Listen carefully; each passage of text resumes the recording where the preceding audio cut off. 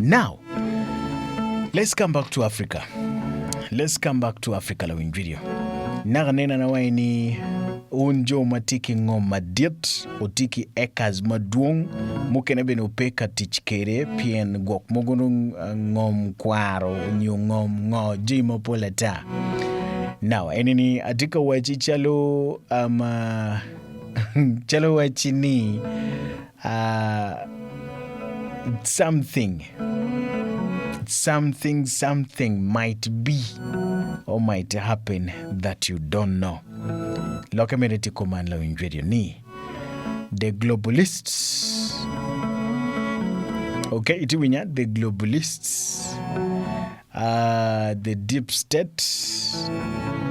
Kidong, the commonest word I can use is the devil.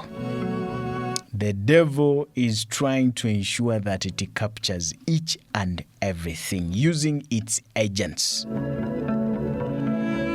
When lokenini ikeri wi kenyo itami luodi inen ngoma ditime kom kare enini yagada benyang ni ngoma anatika wachiti logada patika voli kache furibi beru kenyo ibera ta kineme ipo kirino gimoni peke. Reason is very simple ni la windradio la rachatan temero taking control over everything. Naganena awachi la rachatan tika kelolwen tika dividing tika porodano tika timujemi mapola ta anada kito bivoli kere chamo kene bineno ni tika wachigi moma bene chamo kene binoni tilo ada. But in common sense, ibino ni obibiro kikare metimu jamine iyo mabo kinema inipo kirino donge ipeya because me chel mission pa chatanti me kwalo me nek kidong bene me balo and kobedini la winjvideo country mati forefront melubu jami machatanti timunila winjvideo ti Kenya.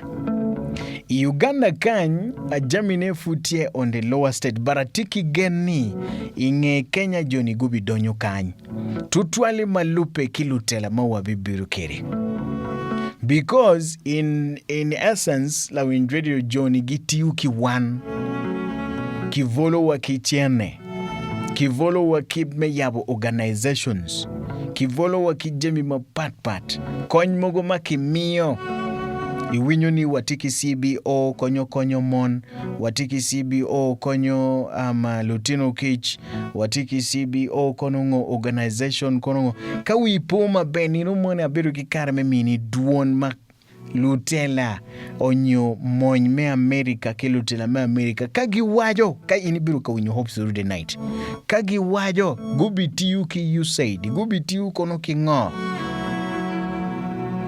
narumwani binu ki no titao chie kuman me konyo in ento ya adwokine jemini pibiro ngo pibiro mabe angiti ya tich kerwa ini bichoyo ni amiro yabo CBO amiro yabo ngo ichiri penyo kony kibo jomoni ento ya gikine jami mukene biru ki strings attached. Johnny tiki chene machamu kene gibinu gi yabo loko miyo elon miyo ngogi chene pepero bolara chatan chie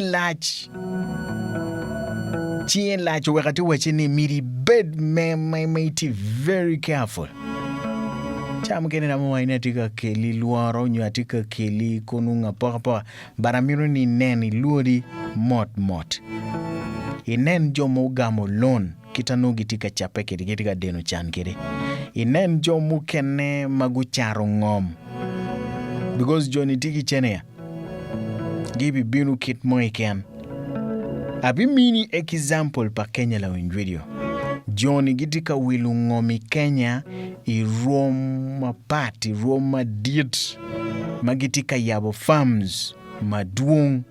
Now, there is what we call genetically modified. Yani winyo ni organic. Biro ka winyo lokeno ni we. Organic. Genetically modified crops dong la winjvideo ti. And ki Kenya la winjvideo pulkaramini update ni. Neighbor wani infiltration ni gamente dong ti. And kitiu kidano mati gamente bene. MPs. Inoni MP moni chero kamoni dong no ki logo kede ki promising o yaka dong kati ki bill moni miru watim kuman kao no chwak bwam ki kero chalo chik ka wipu ni no moni la winjwiri anabiru ki karme wachi niki waini miri ki vaccinating leo wenga tutwali diai mei Kenya anabiru kikara bene mewachi ni Bill Gates ukatika maleng gitiki factory gitiki yomo meyubu riu and in actual sense gitika teach gimbino teach ki Kenya as an example maki bibiru kikara me vaccinating leo weng kikwanyo leo weng and then le mukeno bitao mukene kibichama obi oka moma diai obi biru nak. So the best they can introduce is factory made meat. Riu eni ni maki ini chero chi yao diango ge and then chani no ki yuba and biru dup like diang ki come. Biru chali ti chamu riu diang ki come. Ento no ki yuba ki factory. Now, pero dong tieni metwe yo tienwa. This is why I'm telling you ni rapture pebo agi keeping pebo jami egini wengla winjwiri mati teme miri bed focus e kwan vuk paluba Bible inen jami weng ko are den you compare ngo mati katimilo boko bedini. You might look at it as development, but you don't know kita chatanti katemune yumabu. May I chill internet, obeyed very careful kiloka internet because any don't tiku jami mapue. Kainen artificial intelligence kita kititi munekere, it is connected to internet. Kaineno computers mo atiukere when connected to internet. Mutoka ko bidini na nena bero ka wachita mutoka mo bibini yanyi madon ko bidini beno chako katini. Internet. And jami wenki summarizing ni smart. Kono smartphone, smartingo. La jeng chala win video abero kaneno video maki yubu smart toilet. Smart toilet. Choron mati smart. Perak ni leomba, but choron mati sensitive ka oneni. Ini kule miro konye yape kene. No pe dio. Kai miro pi ichwalo chi. Ikero kamoni pi chako on. Imiro toilet paper. Idio kamoni toilet paper roll comes out. Tiu jami weng pi rekene ini tie mere kenyo mengo. Smart toilet. So this is the same thing which is going to happen, especially in Africa. Now, la winjedo ni nomo na biru karme wacheni Africa, in actual sense, was the Garden of Eden. But ngomu wero ono nye chalo Africa ka wiponi no eona I described everything kita Africa no nye ni Africa. But this was the Garden of Eden. The name has been changed. Kei kwano details winyo kamani kiwaini we were the Israelites, we were the what? History moni tia ma otara pemiro winyo gimoi ken makwaro lokoma del chol. Wariekba watek Kiron kamalu ba okeroa ni timo bea. Tijemi mukene makitimo kikono chamu kene pe gudua. Chamu kene ki yubu meneroa ento pe gudua. Owego donki neno brainwashing. Kelo division na pora. Koberini la winjiri ngomati timei Kenya. NINE, they are pushing for genetically modified crops. awinyo ni ka imiro wilo nyanya mati genetically modified ki Kenya ti milion 10.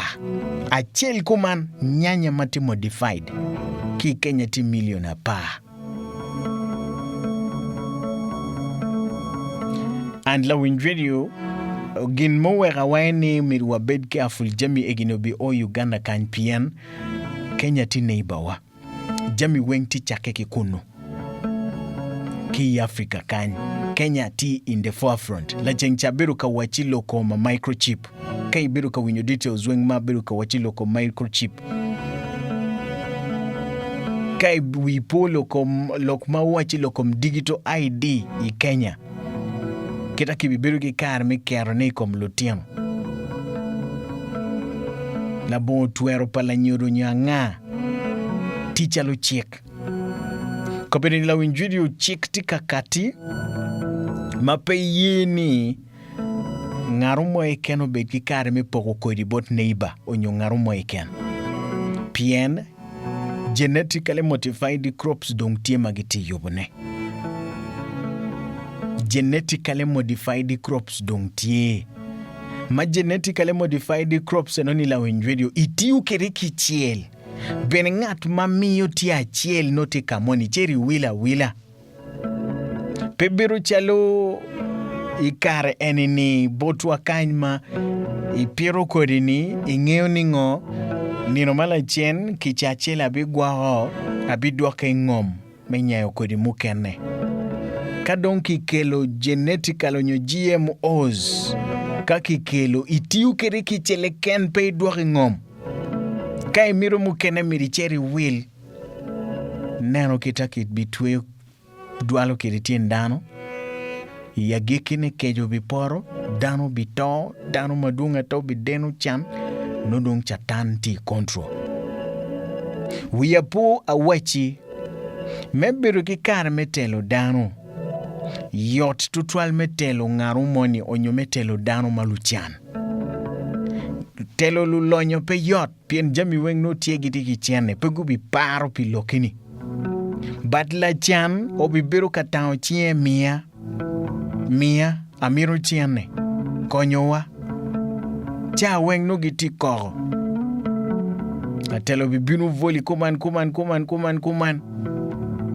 ka initi la chan loyo in yot endu ka iti la lonyo tek and mission pachatan ena yeni wa bed magoro kumano la winjuri win lokeni kati o ya gikine loke duong bat pichawa aninchelu papi birugi karmetiakone but I want you to listen to this GMOs ibibirugi karmetich ki anyogi maki yuba mabe bitiu kiriki chileken kai mero full itiu kiriki chileken no fula yuba original matieni no dong paka so kodi mapol weng no ki yuba and now kado o wa yubu rio la winjwedio chi dong pangyo in fact picha wanamiro ni wing loka Bill Gates kita logo kere loko yubu rio abikilo ni nomala chen mepo yubu wa wing lok mamege kare chana dong pebo mitum. Okay, but I want you to listen to this mofuri ngomati time Kenya. I want you to listen to this ngomati time Kenya ilokom GMOs kitano Deepstate lulonyo tutralima ak America kidong jomachatan tika atichken gichala genti meneno niulu to programs gichope win ko ngomati time so that you can compare and contrast. Okay, I want you to listen to this. Control people. We first have to reduce their population. Control people, you have to first reduce their population. Kay miro loyo dano. Kay miro tuero. As in loyo gi kong machel miri doku well dano. Win? Because you cannot control 8 billion people under your rules. They decided and realized the first thing they have to combat population is to control the food. So, lokeni nila winjwedio petibo ti Kenya kany. And then at the same time kaini bene kapo gwake bene nino mala chien kina mupo kiri nino dongcho wega ni ka initigi eka itiki ngo teka dongi momo megi nen kit me gwako ne maber pien pengene kitobi o kiri komi kita lolo nyo bibinu ka wilo ekas maduonga ta ini bicharo ne itama niti miru chene but ya gikine kibitiu kiri me unu in because chamwen kibi yubu kikenyo nano so now la dititika waini meloyo dano kong machele miri duok wel dano and that is the same thing mati wachingo macha tanti timone ilobo weng owego lwentie ikabiro mapat pat me duok wel dano we kolo to kache golo gimoni no dok pe yele tutwal now la winjuri la diti waini yomu kene me duok wel dano ena yemiri ki duoke kom cham control the food piano obviously kejo binero down na bita of gijemi mopolo bitime ngonge no you're able to control the people. Let us listen. Because you control the food, you control the masses. And that iwinyo kai tiki twere kom chamwe no de twero loyo dano wen kore gi kore. This is why you'll notice in this country that a majority of policies that have been happening for the last 10 years are policies that will ensure no one can be able to farm. No one can be able to farm. No ngarumo iken matuero fu peke. It will all lead to what we call complete takeover of food and agricultural practices. Complete takeover of food and agricultural practices. Policies weng mat donko birini chochoke ngi mwara pa ki Kenya. Weng tie mengo meloyo dano. So gimiro nigi bed ki control ikom cham kidong jami mukene makwaro lokom fu.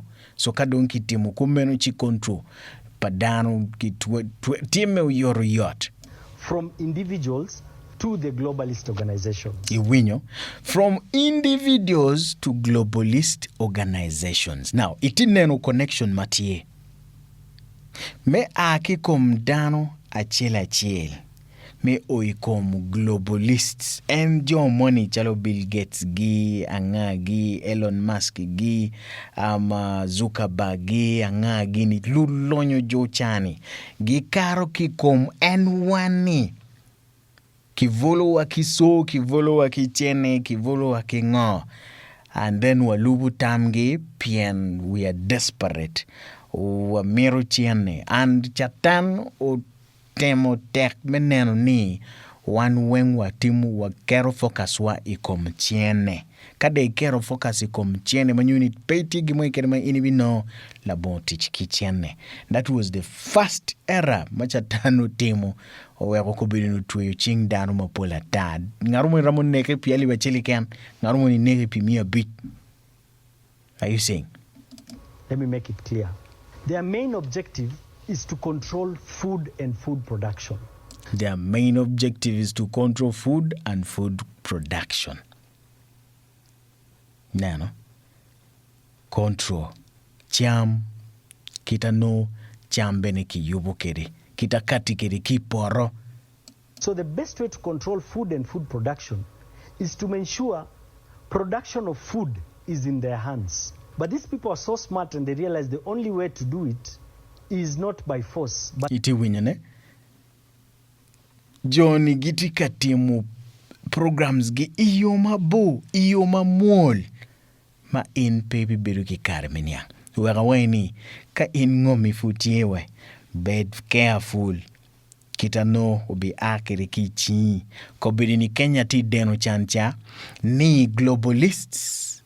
They are very smart people. Kidong bene gitimu jami gi iyo mamuol mano gitiyu kichiek. Gitiyu kichiek. Iyo mamuol. Controlling food. Kadongu loyo lokom cham. Kijami makati kiporo.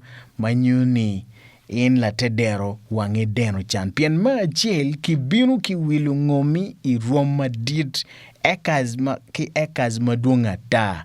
Gindong gi chako furie. Giyubu policies ma controlling eno.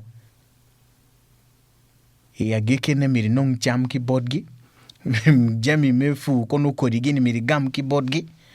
Now, kade kitimu kumenu mano jami wengi gamo keyboard gi, yaga dongi chako dong yubu kodi money chani, maiti yu kiri kicheleken. Kei piro season enini mea chel, miri dog board gi, igam me season mea rio. Pain woyo. Through policies. So what do?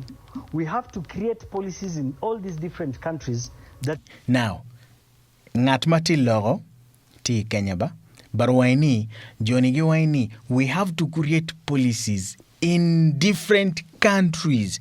Lobo ma pat. Emission pa chatan, ngat mati kaloyo Johnny, ena itila dit chatan Lucifer. Entro tika gentis ma pat. Ilobo kany. Ento baby biriki kar menyang. Baby nyang. It will ensure we are the guys controlling food. And they started with food production. Today, food production. In this country, a majority of the food we eat are GMO food.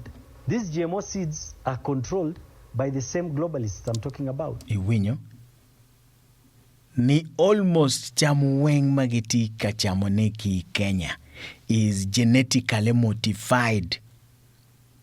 Genetically modified. Jama yuba. Kodi no ki yuba ki kelo kodi moni mati original ki timu jami gi Kenyo gi no duplicate. Maka de piro ki chel, that is it. Controlling food. The globalists. Pedakti waini kono lutela me Kenya ba, but waini globalists. They have biggest companies in the world. The biggest companies in the world, Monsanto, Cargill, DuPont. Waje wa sample. Waje example, moni tiema kiloni Monsanto, moni tiema kiloni Cargill, moni tiema kiloni DuPont, lulonyo kikien, lufu madon. They're the guys who own all these seeds. Iwinyo, gina yegitiki kodi. So kanino mo iwinyo company chalo man matuju nitikanywe anitika loko mukodi we. Bed kea. Kaiti uki kodi ni bene mi tim no igwaroba. Because ni no madong kodi mamegino tumoro weng menongo mukane bi no dupe. In Kiunjuri's time in Uhuru Kenyatta's government, they brought in policies that gave those companies power in this country. They brought in policies and they were able to patent their seeds in this country today. Obina in Kenya today, it is a crime to share organic seeds with my neighbor. Iwinyo, ki Kenya pay tuero poko kodi bot neighbor. Lokmoni ni ke konya ki kodi full, ke konya ki kodi nyogi. Ki Kenya pere kamadongo oye. If you're my neighbor and you need seeds to plant, it is a crime for me to give you my seeds, which are not patented. But who are the people who are owning these patented seeds? It's the globalists. Iwinyo. So they can decide whether to sell it to you or not to sell it to you. Iwinyo. Deepstate globalists. Giramo morone, mecharone, onyope mecharone. Kadongiti ki control. Manyuni no kong machil gu kwanyo farmland teachingi. Furucham teachingi. Yubu kodi teachingi. And they'll decide to sell at their own price. Gicharo bene, iwel magina yugumo. GMO seeds are what we call terminator seeds. Once GMO terminator seeds. you plant them, you can never replant them. Iwinyo. So you have to go back to the supplier and buy from him at his price. Kadung iwilo. Yes, akade Piero kiti winya wajo kiti kade Piero kichileken penuone. Ininge oko bedi ni kodi mawatekere ni kakodi full di Piero season na inini guako kichachiel menuone season mabino anyogi kumano but enini Piero kichileken penuoyo. Kidong bene gina moro mechato iri unyo pe mechato iri be manyuni gidi gitwero wa moro wele no gina moro. Today we are there. How did you reach there? Go and do your research. Check. Wenyo la DTT waini Koberidong watie kama watieni. Chitim research mamegi. How much a kilo of GMO tomato seeds are? A kilo. Iwinyo. Ni cheritim research kilo pa tomato nyanya. Kilo ne coordinate chili adi. The cheapest is 10 million shillings. Go and Google. Iwinyo. Welma yot ti million apa. Best quality is about 70 million shillings. Google. Quality mabe ti we million piara biro. The information is out there. So they are taking us to a direction that will ensure in the next 5-10 years, there is no farmer who can afford to do farming. Ineno. Nigititi mujami egini weng wek inge gwakmwaga beach onywa pa. No ngarumo eken mafurufu no dong petuero. Pin jemini weng dong no terata. Look at the games that was played here with fake fertilizer. Can you anticipate the food shortage that will be here by end of the year? Out of 100 farmers who've done farming this year. Ineno. Keteni ninu modong kikelo fake fertilizer. Ngeni ka donki kelo fake fertilizer manyuru ni obinero champa dano maduong ataki poro. So waini kenen dana di madong lokenono bigurugi. Kech mo bibirutie. Oga, how many will be able to plant next year? Look at the laws that are being put. The other day they proposed another bill. Win check madongi ti kerone. La cheng chadoki katiki bill mukene. To have a bill that anyone who is engaging in agricultural practices must have a certificate or a degree. Nigitika katibene donki chik. Ngarumo iken matila fu. Onyo ifuru fu miribed ki certificate onyo degree. Pei chero kayabo poro certificate peke onyo ipe ki degree. Manyuri ni miribed ngato kwano. Eni ni wengtie me dualo tiendano. Kita chatando nkobinitika itimu jamine kere. So what does that mean? Wow. You cannot do farming without a certificate. 2 days ago, they introduced another law. It's called the Livestock Bill 2024. Aya. Nina demoni la winvideo bill mukane. Makiluoni the Livestock Bill 2024. Nina yabiru ka wachikere locum vaccination ngongogi.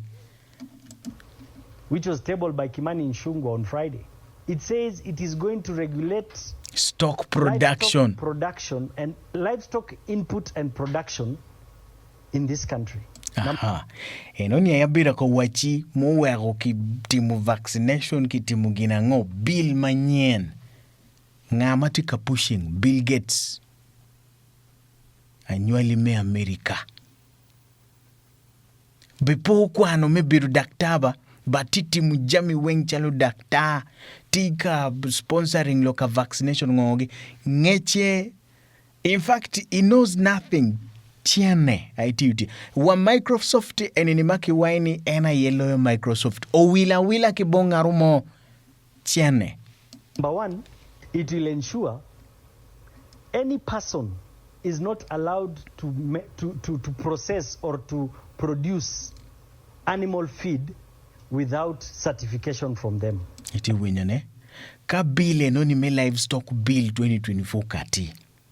Peki biyenga rumo iken me yubu kono cham pa dieng onyo megwa ko dieng onyo meti mugimo iken mati connected di kom dieng la bon certificate and certificate only nomiro keyboard gi and it has a fine of 500,000 shillings. Kidong tiki fine me million 500,000 menu alimia beach. You cannot produce your own food and even sell to your neighbor. Peiramo chero chamo megi chicharo bene bonni bani. 2, it stipulates it will give regulations to all inputs. Inputs, I'm talking of food, I'm talking of medication, everything. We will have a guideline. Wenyo, guideline. Kit majami mukene kubiti yukere. Inputs. Kono yat, kono kodi, kono ngo.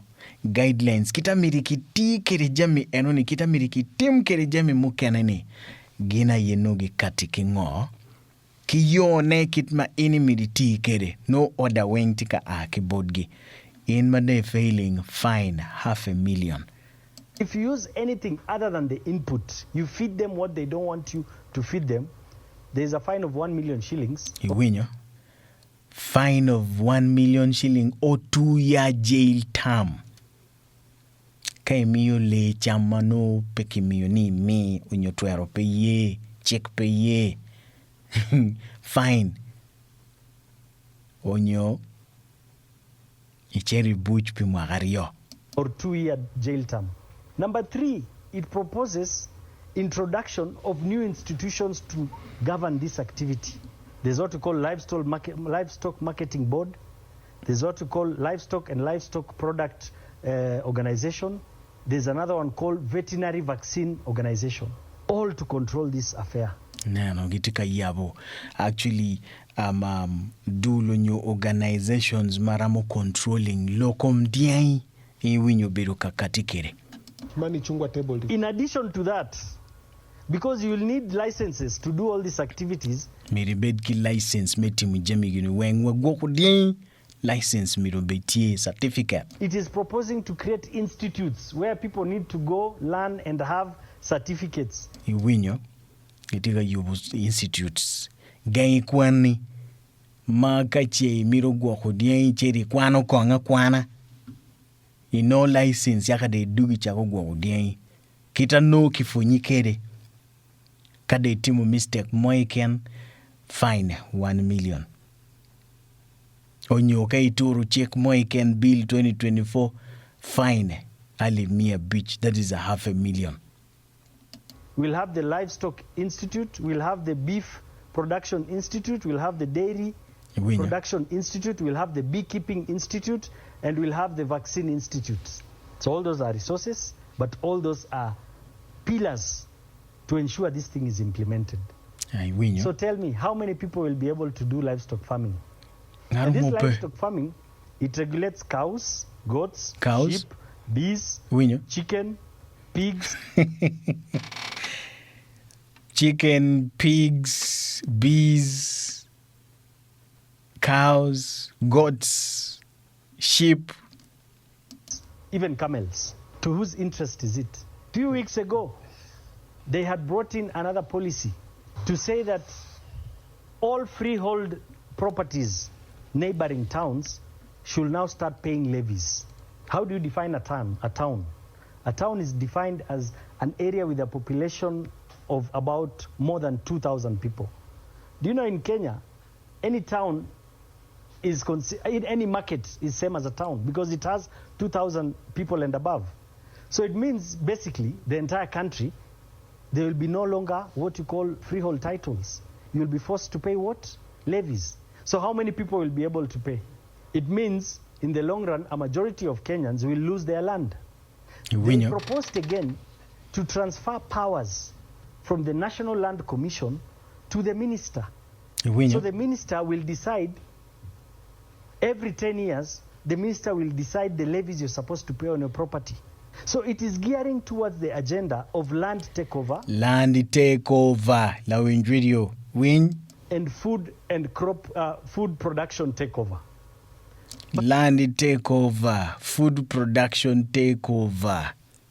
Kadonke tiero control lokom tiama aki poro diai konungo kichero donki neno lokom business di center kono itiki ot mamegi freehold kibibiro ka taxing ino wange chulu tax. But it's like the government does not understand where they're being led to, and these policies are not policies implemented here. These are policies given to us by these organizations. Iti winyane.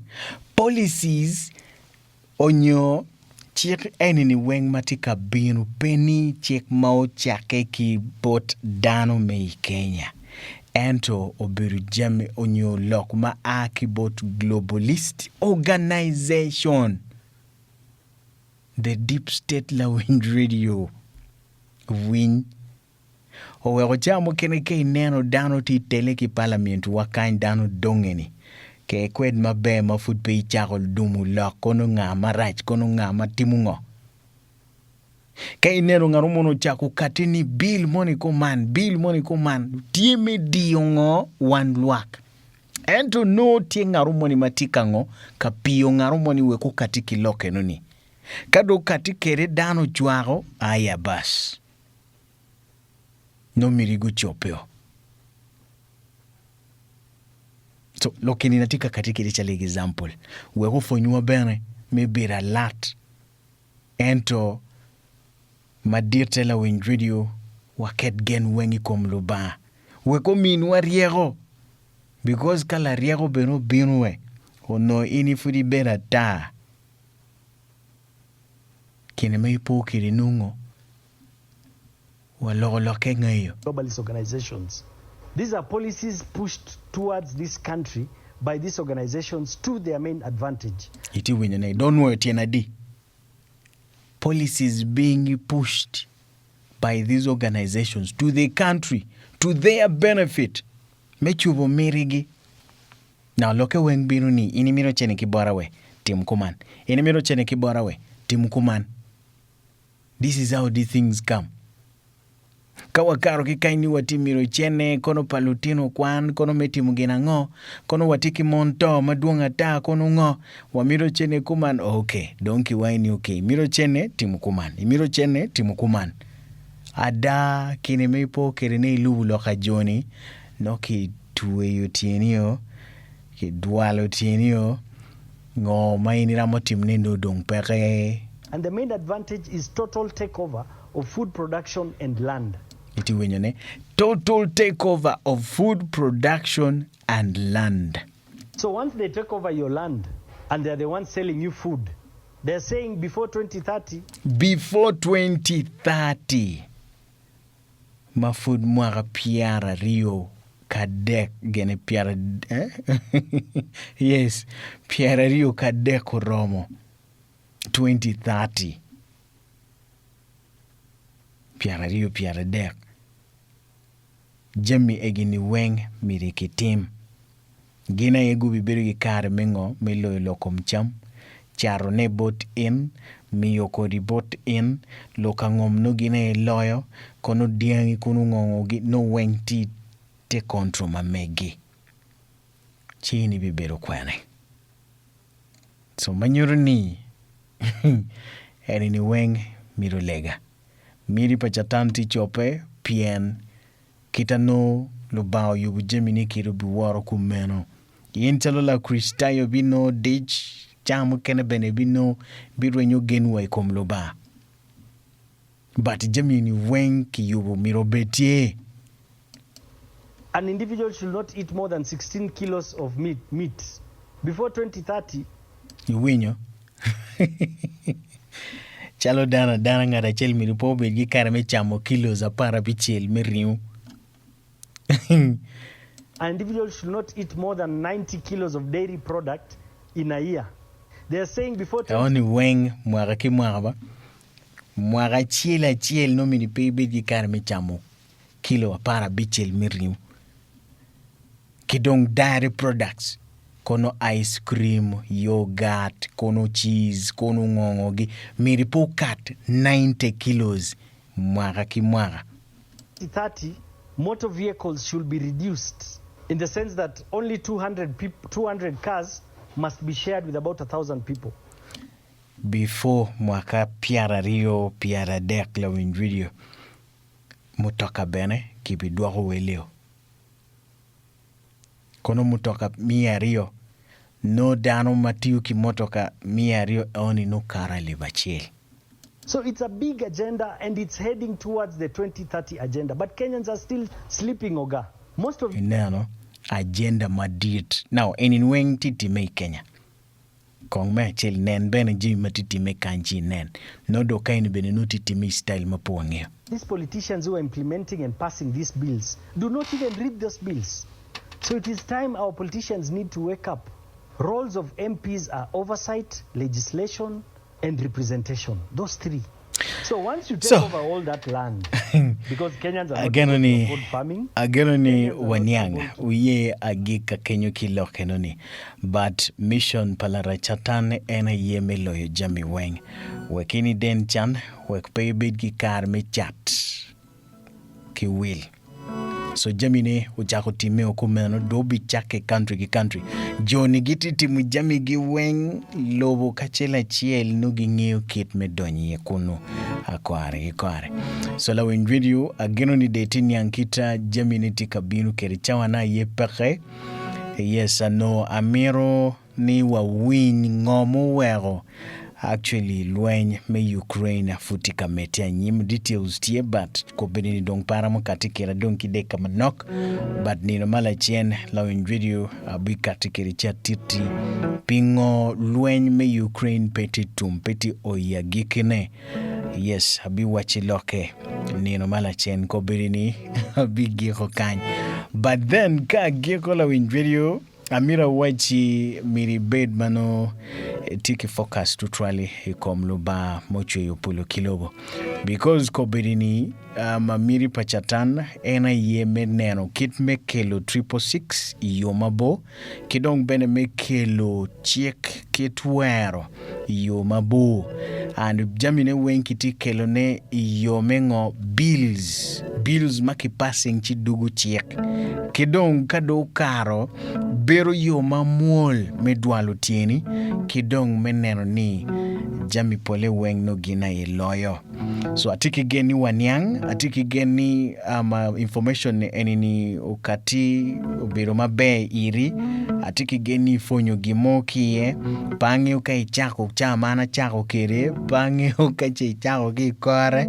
but it's okay enone ye lok malubao yubuni tini akati kere anatiki geni olutu wafonyo jami legana dong tieni pewa olia chatano bitimu jemi mapol and mirine kobirini tie me controlling cham me controlling dien me controlling wakawaini le yes piano diegi ti kenyu dien ti kenyu romo ti kenyu jemi mapol ata okay kichama akiporo kibikati kijemi mapol kibikati ki schools mapat mefonyo in kibikati ki chiek miribed ki certificate kay miro gwoko dien miribed ki certificate kay miro biru kiporo mefu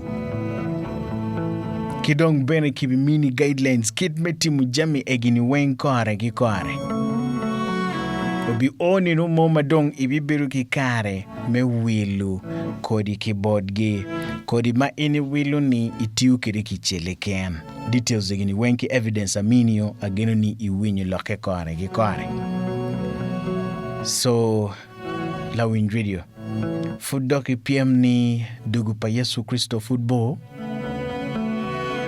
amini details ki prophecy me America kito bitime kere kita no chamo kene ki maro kwanyo neo ki map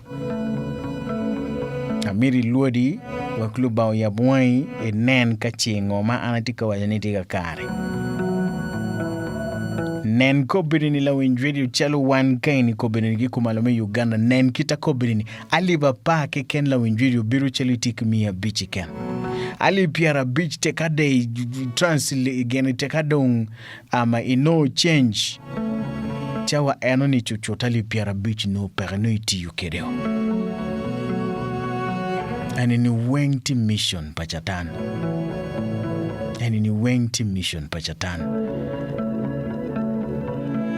so kado o kare eno ni madong chat ki will wengti kontro pachatan ene bi nyanga daningo jamine do chero bale kadong lokenonu o mano food pay mo tami pangeyo Yesu Kristo lui mafudi lokenini weng pol karawachi ni kadong ini winyo lok ma anatika katika onyokache lubao oyeni ini winy lok ma anatika katika rini no tien loketie peti menono kobeninti dano madong tin neno pegi ngiongo matitime ento initi winyo an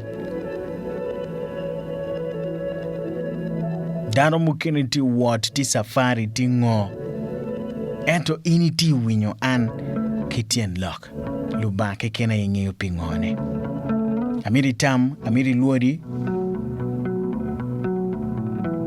kaya gikine food pe ye Yesu Kristo chaula lani damini evidences manyuruni rapture pe bo agikine bene pe bo ento jami egeni weng Yesu Kristo medugu no jami ma anatiro ni wengo timeo chat ki wildung ti chake ki Kenya cha la chengcha wachi loka digital ID Kenya cha la chengcha wachi loko microchip Kenya cha la chengcha awachilo kom and vaccination. Kenya is at the forefront. But remember, we are neighbors. This thing can slip off any time. Lulonyo, onyo globalist, onyo the Deepstate la winjwedio go bitiuki one. And weapon makitiuki repole is money. Chilling. Kibineno ni ini tiem gimiri mechiene. Itiki chan. Itimiro chiene. Itimiro beri romoni chiani. Kibibiri mekatiki jami mukene. Kobiri ni watiki bill money ngarumo ni tika pushing. But puwa ngeo. Lechengcha unubiru kawinyuni ki radio kanyi. Puwa ngeo. Kono tika aki chwinye mekonyo luak. Onyo ngarumo tika pushing. Lapin. Ngeo netek. Pian kitiyu keruwa. Kitiyu kerewa somiru wabed ma wang watuolo luba okonywa kiriero luba should you give us wisdom to reason some of these things. Otherwise the devil is on another level. Now la winjiri bipenye kekenini pingo jamu kena katiki jamigini la winjiri ukabiru kawachilo koma gwakmogono tepi awachi kitano agentis timu jaminikere pa awachi style mukene machatan tiukera da tamyo bibero kachani chatan obi robo ino iyo mapat kene meipo kere still no itie iatero pachatan. So I just want to let you know ni chatan tikatero maokero maduonga ta loka cham loka chatki will lokom we ini neno ngoma testimonies makili kan kita ke kwanyo kirelu we lokom lonyo jami mapola ta ineno kita joma miro chungi wibie kita gichero kere ka woro jok pien gimiro karo la chengcha biru kanywago tam kingaru mweni chawa ini ha kada no chance noni abibiru gikare me neno ni anongo data information wen kore gikore. Can you imagine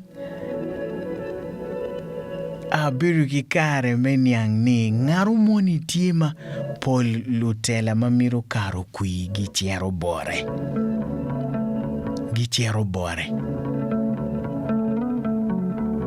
tekade nero ngarumo ni peporo kui kari neno dano dege ni ning Uganda kany owego anati wachini ket favor ilega because ngate no niti waini power mene ma favor FM tika lu favor ti teach kereni giti kanone ki kwene lu ba mene ena yubiru la penyba ini dati wachi chalo mungno mpa miru wachi pat kilok mana miru ni ini wing power mene malu favor ti teach kereni lu ba mene chowa jo bene ni eno timu tauma pola ta en bene lego chucha e uni kotwe